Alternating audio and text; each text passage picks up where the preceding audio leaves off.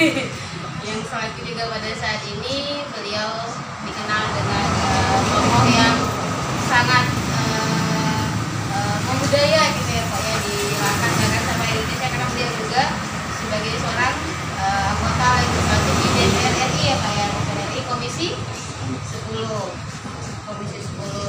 Komisi 10 kalau boleh saya tahu bidang apa aja itu Pak?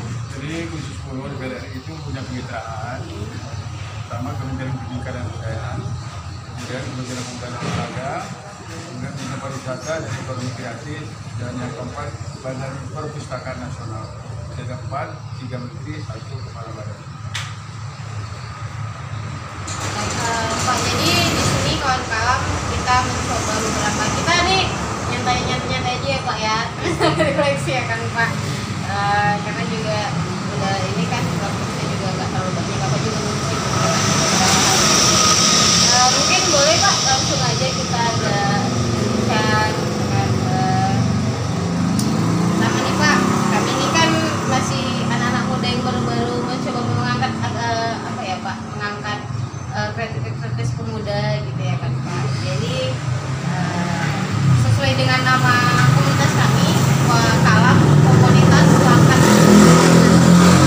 Kalau dari kaminya, gimana sih Pak gitu kan? Menurut Bapak nih gitu kan, tentang kesadaran membaca di Indonesia umumnya dan di Langkat khususnya Pak. Jadi sebenarnya membaca ini bukan hal yang baru, karena kita semua tahu bahwa perintah utama dari Allah itu kan Iqra. Jadi ini baca ini wajib. Ya, yang ingin berpengetahuan, yang ingin tahu ya, kehidupannya, ingin tahu situasi dan sebagainya, dia harus Iqra, membaca segala macam bacaan. Nah, terima kasih salut pada Kalam karena kalian idealis yang tinggi, itu tidak mudah menjadi kelompok seperti ini, karena materi itu di belakang yang menunjukkan pengabdian. Jadi orang ini tidak banyak. Tapi saya terima kasih untuk mendorong. Nah ini saya langsung aja ke masalahnya, kenapa orang Indonesia kurang membaca? Karena sistem pendidikan kita tidak mendorong orang untuk membaca. Jadi dari mulai SD itu ya sudah dilatih bagaimana mengerjakan PR-nya itu, bukan mengerjakan pekerjaan matematika, fisika, semua pokok PR itu tidak mendorong orang untuk membaca. Sehingga besok diperiksa hasil PR-nya itu ya itu saja. Itulah terjadi bertahun-tahun dan terus. Karena tidak orang bisa membaca. Mereka disuruh besok coba kamu jelaskan bagaimana ini. Besok kamu jelaskan.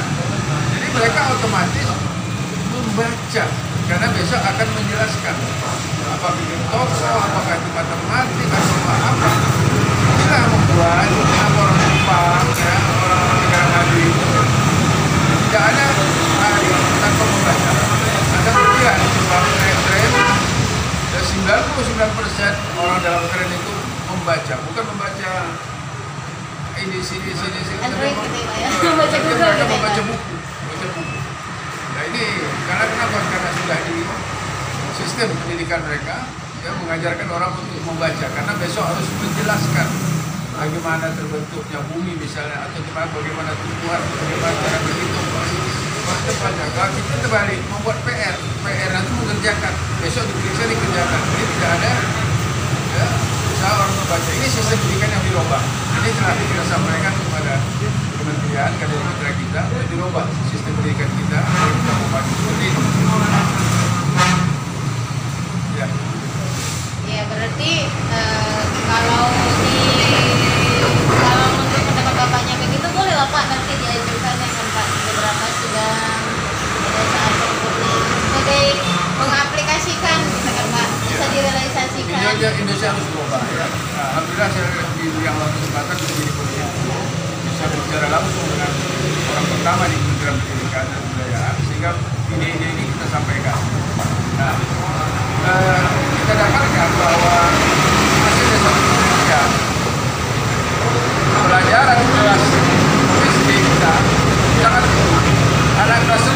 SD Indonesia ilmunya sama dengan kelas 6 SD di Jepang. Saya ulangi, kelas 4 SD Indonesia pelajarannya ilmunya sama dengan kelas 6 SD. Artinya anak Indonesia tinggi sekali pelajarannya yang diberikan. Nah, sehingga mereka perlu dalam pendidikan, tapi dari segi disiplin, karakter mereka di atas kita jauh di bawah. Nah, saya jelaskan kepada pihak kementerian, contoh anak-anak di Jepang, anak TK, pergilah dekat mereka di Tokyo misalnya, coba tanpa sengaja, seolah-olah tanpa sengaja kita jatuhkan tisu di depan mereka. Pasti anak itu akan ambil buang tong sampah. Anak TK, kita masih tidak kelihatan dari mobil mewah, tentu orang punya masih melempar kulit rambutan, kulit cacang, untuk rokok. Artinya pendidikan kan tidak mengajarkan bagaimana akhlak, disiplin, karakter. Nah, ini makanya kalau ada olimpiade di tingkat dunia, apakah matematik, ya, fisika segala macam, anak Indonesia mesti dapat medali, dimanapun. Kenapa? Karena lawannya itu sama-sama high school, sama-sama SMA, tapi pelajaran kita udah ada pelajaran. Bagian segi alam karakter mereka di atas. Nah, contoh, saya pergi ke Netherlands, ya, alhamdulillah Allah kasih kesempatan pergi ke Netherlands, dia bisa dibawa itu. Saya dapat kasih baca buku tentang antri 4 halaman. Apa itu antri? Apa guna antri? Apa kerugian tidak antri? Semua 4. Kita satu kalimat pun tidak pernah dilatih tentang antri. Inilah yang terjadi di negeri kita. Jadi yang harap kalau tidak ada revolusi tentang sistem pendidikan kita, jangan harap ya Indonesia akan berubah, karena karakter kejujuran itu nomor sekian. Kejujuran itu sudah hilang dari negeri kita ini. Kenapa? Karena tidak ada pelajaran yang menekankan arti penting dan dasarnya kejujuran. Berawal dari itu semua Pak, kira-kira kalau menurut Bapak pemuda di Langkat ini mampu nggak Pak kalau menerapkan hal itu? Saya yakin, ya, karena cikal bakal kita orang Langkat ini orang yang berada, orang yang beragama. Ya, kokoh sekali agama kita di Langkat ini, sehingga malu sekali kalau orang ya, tidak bisa mengerti agama. Semua orang disekolahkan, maktab didirikan oleh Sultan, semua orang sekolah. Saya yakin ya, dengan pemimpin yang benar, pemimpin yang jujur, pemimpin yang betul-betul punya karakter, Langkat paling duluan akan berubah. Karena sudah ada intinya, sudah ada normanya, dan tinggal mengembalikan tadi. Ya, ada ya 5 sifat orang Langkat dulu yang ditanamkan oleh ulama-ulama, diteruskan oleh para sultan-sultan. Pertama, taat. Itu sifat orang Langkat. Taat kepada Allah, taat kepada pimpinan, taat peraturan. Paling takut mereka melanggar peraturan. Itu orang Langkat. Orang Langkat terkenal orang yang taat. Kedua, jujur sekali. Yang malu karena mereka sudah diajarkan bahwa Tuhan melihatnya, Allah melihatnya. Itu ditanamkan. Jadi mereka tidak boleh juga minta mereka. Yang ketiga, disiplin. Disiplin orang Langkat terkenal. Ya, tentang waktu, tentang itu, semuanya. Yang keempat, mereka ini adalah beradat. Orang Langkat orang beradat. Malu sekali dikatakan orang tak beradat. Yang kelima, bersih. Bersih pakaiannya, bersih hatinya, bersih halaman rumahnya, ya, bersih sungainya, bersih paretnya. Jauh tiba-tiba masih menikmati paret di Pekan Tanjung Pura ini, bisa tidur kering, benar, bersih, bersih. Kami mainan masak-masakan dan apa di dalam paret Pekan ini. Sekarang jangan harap, ya, karena semua sudah dirusak oleh sistem kita sendiri yang merusak. Jadi kembali Langkat untuk menjadi orang bermartabat, menjadi orang berakhlak beradab, itu peluangnya besar karena intinya sudah ada awalnya. Nah, dengan cara inilah gerakan-gerakan anak-anak muda seperti kalian ini kembali berbelajar, kembali kepada disiplin, kembali kepada hikmah,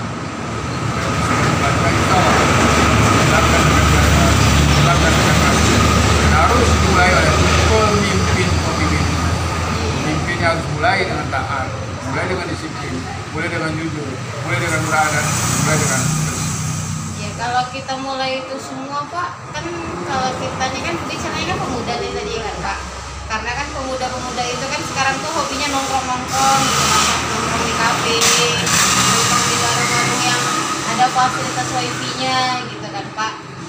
Boleh nggak nih gitu kan Bapak berpesan atau Bapak berpendapat atau Bapak menginginkan atau mengharapkan gitu kan fasilitas di kafe itu bisa nih menyediakan pojok baca gitu Pak, karena kan saat ini tuh pemuda-pemuda itu kan kegiatan pertama ini kan kafe gitu ya kan Pak, kegiatan pertama itu wifi, dan wifi itu juga kadang-kadang kan mohon maaf nih ya kawan-kawan ya, suka disalahgunakan, bukan salah gunakan gimana-gimana gitu kan, yang tidak berguna gitu, dapat tidak menambah daya intelektual kita gitu ya Pak. Boleh nggak nih Bapak berpesan buat apa gitu loh Pak? Jadi saya kembali dulu, kenapa anak-anak muda remaja kita suka nongkrong kumpul, karena tidak ada yang mereka kerjakan. Tidak ada, kalau seandainya mereka punya kegiatan yang saling menguntungkan, ada kegiatan kerjakan. Gimana anak remaja Jepang, ya, dua remaja Denmark, Finlandia, mereka tuh tidak sempat bermain karena ada kerjakan, karena menghasilkan. Kita menghasilkan satu dana, ya, karena dia bisnis ada di situ, jadi semuanya karena kan tidak ada peluang. Daripada bikin macam-macam lah, bagus nongkrong, kan gitu. Nongkrong, chatting-chatting, duduk kawan. Karena, tapi kalau mereka itu ada kesibukan, kegiatan-kegiatan yang sistem yang membuat mereka harus bekerja, harus bergiat, harus ada ini perjanjian untuk mengantarkan barang ini, saya harus begini atau begini, maka mereka akan sibuk dengan bisnisnya. Itu kafe-kafe barangkali hanya sekedar untuk jumpa untuk meeting bisnis, bukan untuk apa. Nah, ini yang harus ini tugas pemerintah, tugas kita semua. Bagaimana peluang untuk anak muda ini diperlebar, diperbesar. Jangan hanya sekelompok orang saja konglomerat yang menikmati keuangan negara ini. Pemudanya enggak gitu ya Pak? Pemuda tak dapat apa, ini harus pada seluruh bangsa. Bagi-bagi ke pemuda gitu ya? Menanamkan peluang-peluang apa yang harus mereka dapatkan. Kalau ada itu mereka barangkali kita cukup waktu untuk pergi ke kafe, tapi mereka sibuk dengan bisnis dan apa tugasnya mereka. Menambah untuk keintelektualan ya Pak ya. Sedikit lagi nih Pak, mungkin satu lagi pertanyaannya. Kalau kita Langkat ini kan Pak terkenal dengan daerah yang sangat berbudaya gitu ya kan Pak, dengan sejarah-sejarahnya. Menurut Bapak ini gimana nih dengan tingkat kesadaran masyarakatnya sendiri gitu ya kan Pak? Bahwasanya kan kayak kita Langkat ini kan ada beberapa monumen-monumen yang memang harus kita angkat gitu ya kan Pak. Bagaimana nih menurut Bapak kesadaran masyarakatnya itu sendiri Pak dengan budaya-budaya kita di Langkat ini? Jadi perlu ya keinginan pemerintah. Kita ada goodwill pemerintah daerah Langkat untuk menjaga semua ya, benda-benda purbakala, heritage, rumah kah, juga bangunan ke tanah lapang kah, semuanya rumah ibadah yang punya sejarah ini hendaknya dilindungi, jangan sampai berganti bentuk, apalagi sampai diroboh, diruntuhkan. Nah, Langkat punya istana dua. Ya, itu istana Indonesia ini dibantu, Republik ini dibantu oleh Sultan Langkat di awal kemerdekaan. Nanti buka di lembaran apa kita, ya, arsip nasional kita. Dua sultan yang membantu Republik di awal kemerdekaan yaitu Sultan Jogja dan Sultan Langkat yang menyerahkan uang cash. Waktu itu Bung Karno mengusahakan bergaji, beli kertas saja tidak ada uang karena belum ada pemasukan. Republik baru berdiri. Uangnya dari mana? Dari semua orang. Dan Sultan Langkat menyumbangkan cadangan 100.000 gulden. Kalau disetarakan dengan 100 miliar rupiah. Bayangkan dari nol. Dan juga luar biasa jasa Langkat terhadap Republik ini. Nah, oleh karena itu semuanya sejarah ini istana itu harus kita bangun kembali untuk menyatakan bahwa ini ya, daerah yang terkenal karena Langkat menghasilkan minyak pertama di Republik. Ya, jadi negeri yang kaya dan punya pendidikan pun pertama kali di Republik ini di hasil penelitian kajian seorang profesor dari Doktor dari Jogja. Tanjung Pura merupakan kota pendidikan pertama di Republik. Tahun 1890 sudah punya pendidikan, pertama sudah punya kurikulum, sudah punya guru, dosen, dan sudah punya asrama. Bayangkan tahun 1890. Jadi lebih duluan dari tokoh-tokoh pendidikan lain seperti kita tahu tahun Madinya dari Wartoro tahun 1900 sekian, tapi Langkat ini peranan untuk Masura. Di sini kita sudah buka.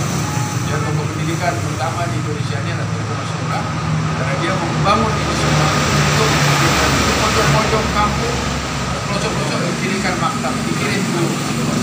lain dengan kerajaan lain, umpamanya di mana-mana bangsawan yang sekolah, rakyat tidak boleh, tapi di Langkat rakyat disuruh sekolah. Maka Langkat adalah produksi sarjana terbanyak di Sumatera Utara ini adalah dari Langkat itu sendiri. Nah ini oleh karena, dan ada satu lagi yang paling bersejarah, pajak gadai di Tanjung Pura ini. Itu pajak gadai pertama di Republik Indonesia bangunannya. Coba nanti lihat itu. Berdiri tahun 1927. Ya, jadi sangat bersejarah, tapi banyak orang tidak tahu. Saya khawatirnya akan diruntuhkan. Banyak sekali bangunan sejarah yang diruntuhkan. Macam ini yang di Pengkolan Masjid Jalan Tanjung ini, itu rumah dinas Datuk Mulukan. Rumah dinas. Termasuk bersejarah itu ya Pak ya? Sejarah itu sejarah. Dan itu masjidnya Datuk Pulau Kampai. Datuk main itu Pulau Kampai Jalan Tanjung. Ya, banyak. Itu jangan sampai di Mobatul harus dilindungi, dibantu oleh pemerintah perawatannya. Jadi dalam sejarah mereka itu tidak boleh diganti ubah. Kalau perlu pemerintah bayar kepada ahli waris supaya dia utuh bisa dimanfaatkan untuk wisata sejarah. Kalau kita bicara sejarah nih Pak, nggak akan selesai nih Pak. Waktu nggak akan cukup ya. Kalau boleh nanti kita undang Bapak secara khusus untuk bicara masalah Kalam sejarah gimana Pak? Oke, welcome. Insya Allah. Boleh ya Pak ya? Insya Allah. Oke. Boleh Pak sedikit berpesan Bapak secara pribadi buat kita sebagai motivasi kami di Kalam agar tetap berkembang gitu, atau boleh Bapak nyampaikan tolong dong gitu kan subscribe YouTube-nya Kalam gitu. Subscribe Kalam, jaringan ya, pada pegiat-pegiat Kalam ini berjuanglah terus. Anda benar di jalan Allah karena Anda melaksanakan perintah Allah dari ikhlas. Karena itu belajarlah agar apa? Agar kita lebih bisa mendekatkan diri kepada Allah. Dengan banyak pengetahuan, insya Allah kita akan menjadi pokok dan semakin baik di Republik. 3 kata Pak buat pemuda Langkat Kalam. Ya, maju terus, jangan putus asa dan rebut masa depan dengan gila. Luar biasa. Terima kasih banyak Bapak atas waktunya. Dengan harapan jadwal Bapak sudah bersedia kami ganggu waktunya Pak. Ya kawan Kalam, itu tadi perbincangan kita. Jangan lupa tonton, like, share, subscribe ya. Soalnya kita lagi bareng anggota DPR RI ini kawan Kalam. Oke ya, terima kasih. See you. Sampai bertemu di lain kesempatan ya kawan Kalam ya. Assalamualaikum.